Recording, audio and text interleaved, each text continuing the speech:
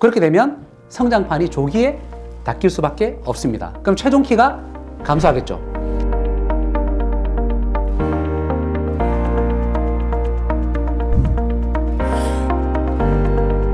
성장 부진이 일어날 수 있는 6가지 주요 원인에 대해서 제가 설명을 해드릴 건데요. 일단 구조적인 원인 2가지와 기능적인 원인 4가지에 대해서 좀 설명드릴까 합니다. 첫 번째는 자세 부정렬형 성장 부진이에요. 척추측만증이 있다든지 골반이 틀어졌다든지 구분 등이 있다, 평발 등이 있다, 뭐 이렇다면 사실 성장판 주변의 근육이 불필요하게 긴장이 될 수밖에 없습니다.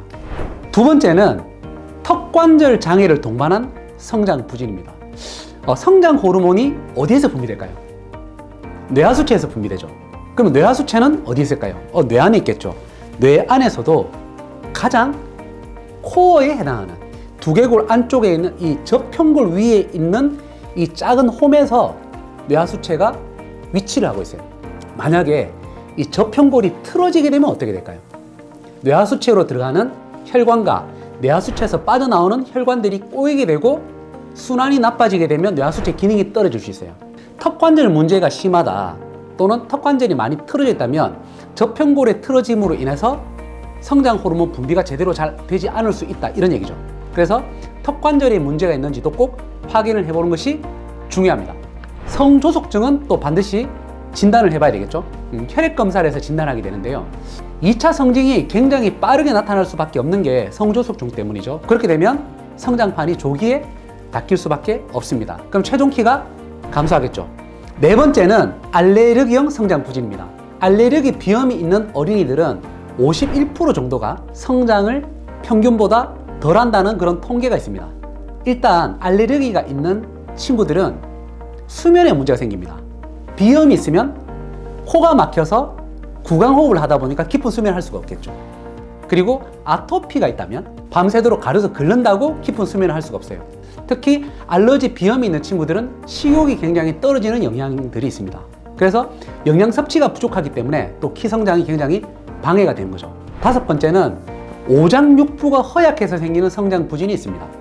즉 어릴 때부터 말이나 걸음걸이가 상당히 느리다, 또는 밥을 안 먹고 편식이 너무 심하다, 소화가 항상 잘 안 돼서 조금만 먹으면 배가 불러서 숟가락을 놓게 된다.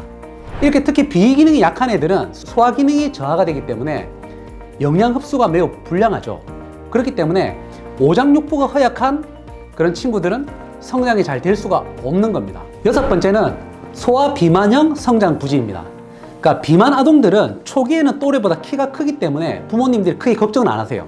하지만 후반으로 갈수록 과도한 체지방으로 인해서 성호르몬 분비가 촉진되기 때문에 사춘기가 빨리 찾아오게 됩니다. 그렇기 때문에 어릴 때는 또래들보다 키가 컸는데 성장이 빨리 끝나버리게 되겠죠. 그렇게 되면 최종 키는 작아질 수도 있는 겁니다. 자, 거기다가 추가적으로 과체중이 있다면 성장판이 압박이 되거나 또 몸이 무거우니까 운동을 잘 하지 않게 되겠죠. 그러면 운동 부족으로 인해서 성장판을 자극할 수 없게 되니까 키가 잘 자라지 않게 되는 거죠. 자, 이렇기 때문에 각각의 유형들, 제가 지금 6가지 유형들을 살펴봤는데 구조적인 유형 2가지, 그리고 기능적인 유형 4가지입니다. 이 6가지 유형들을 잘 살펴서 어떤 부분에서 문제가 있는지를 찾고 그 부분을 개선하는 그런 전략을 같이 구사를 해야 이 성장이라는 문제를 우리가 현명하게 해결할 수 있는 거죠.